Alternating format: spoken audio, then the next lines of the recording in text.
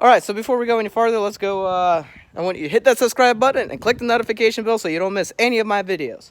Now, this is, after we did a full detail on the exterior, this is all you really need to do.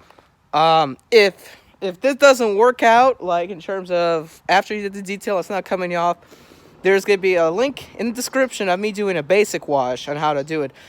Then you apply that. But basically, all you really need to do after you detail a car is you need to spray it down. And I'll show you how.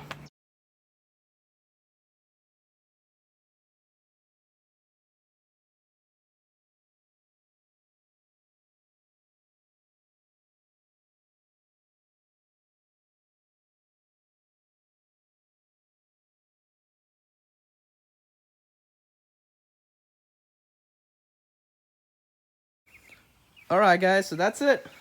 All you have to do now is let your car air dry and it's good to go.